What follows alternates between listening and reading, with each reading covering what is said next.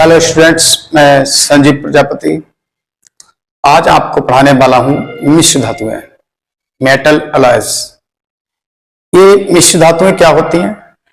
मिश्र धातुएं दो या दो से अधिक धातुओं को मिलाकर बनाई गई धातु मिश्र धातु कहलाती है। ये धातुएं किसी विशेष कार्य के प्रयोजन के लिए बनाई जाती हैं, जैसे बंदूक बनाने के लिए, ठीक है, लोहे से स्टील बनाने के लिए, नाइक्रोम बनाने के लिए, गन मेटल बनाने के लिए, यानी कि इन सारी अलग अलग मेटल्स को अलग अलग रूप में उपयोग किया जा सके। ठीक है, जरूरत के हिसाब से, इनकी स्ट्रेंथ के हिसाब से इन मेटल्स को मिला करके मेटल अलॉयड्स तैयार किए जाते हैं, यानी मिश्र धातुएं तैयार की जाती हैं। अच्छा, मिश्र धातुओं में कौन सी धातु मिली रहती है, ये हमसे बहुत बार पूछा जाता है।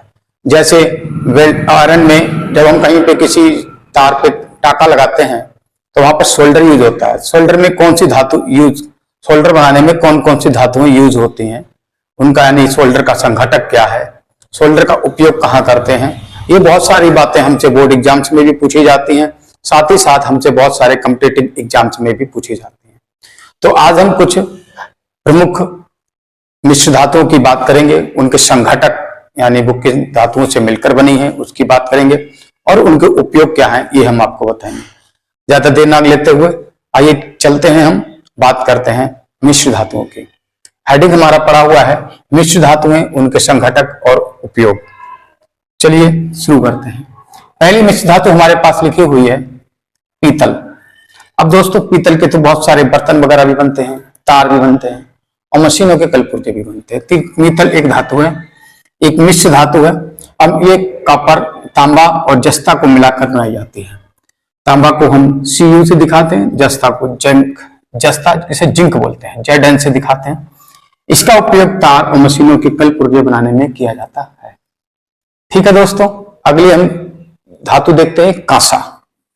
कांसा तांबा और टिन से मिलाकर बनती है। कांसे में कौन सी धातु मिलती है? तांबा और टिन। इससे बर्तन, मूर्तियां बनाई जाती हैं और कांसे के हम आभूषण भी बनाए जाते थे, अब बहुत कम बनाए जाते हैं, ना के बराबर। ठीक है, सोल्डर। सोल्डर अभी मैंने आपको बताया टाका लगाने का काम आता है। सोल्डर एक धातु है जो वायर के रूप में बनता है।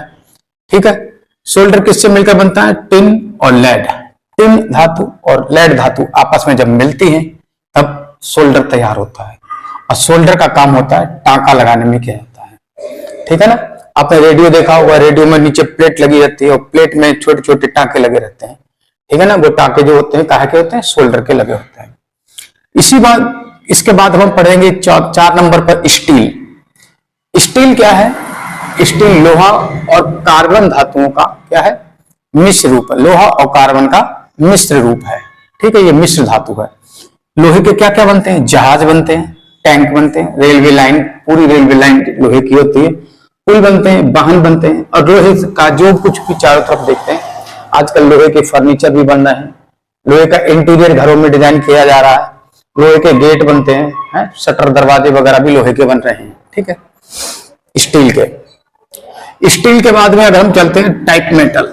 एक मेटल ऐसी होती है जो टाइपिंग में यूज की जाती है।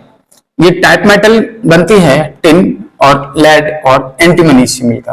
कौन सी? टिन धातु, लेड धातु और एंटीमनी धातुओं से मिलकर बनती है हमारी टाइप मेटल। टाइप मेटल का उपयोग कहां करते हैं? छपाई खाने में, जहां प्रिंटिंग वर्क में कहते हैं। इसमें प्रिंटिंग वर्क में लिखा ना, छपाई में। अच्छा, छपाई का खाने की जो आविष्कार है छपाई का, किसने किया था? चाइना ने, ध्यान रखना। एक होता है बेल मेटल। बेल मेटल वो मेटल होती है जिससे बेल बनती है। बेल मतलब कुआं नहीं होता, यहाँ पे बेल का मतलब घंटी। ठीक है, तांबा और टिन को मिला करके अगर कोई मेटल तैयार की जाती है वो है बेल मेटल। ठीक है, तांबा टिन मिला करके जो बेल मेटल तैयार करती है तो बेल बनती है, घंटी बनती है और उसके पुर्जे बनाए जाते हैं। ठीक है, पुर्जे बनाए जाते हैं।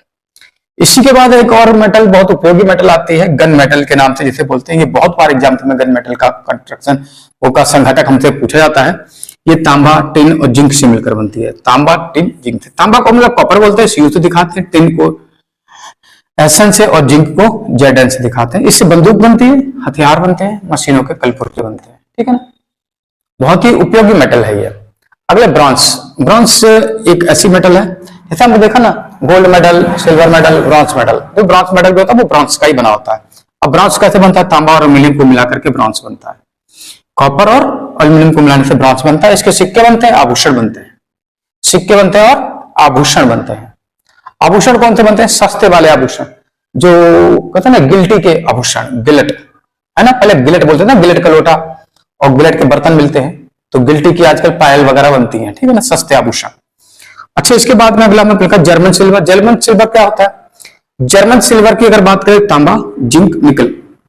तांबा, जिंक और निकल तीनों मेटल जब आपस में मिलते हैं तो एक सिल्वर लुक तैयार होता है, उसको बोलते हैं जर्मन सिल्वर। इसके बर्तन बनते हैं और मूर्तियां बनाने के काम में लाया जाता है। जर्मन सिल्वर का उपयोग क्या करते हैं? बर्तन बनाने में और मूर्तियां बनाने में किया जाता है। अच्छा, मैग्नीशियम भी एक धातु है। मैग्नीशियम मिश्र धातु है और वो मैग्नीशियम और एल्यूमिनियम से मिलाने से बनती है। जहाज और वायुयान बनाने में इसका उपयोग किया जाता है। आइए समझ में।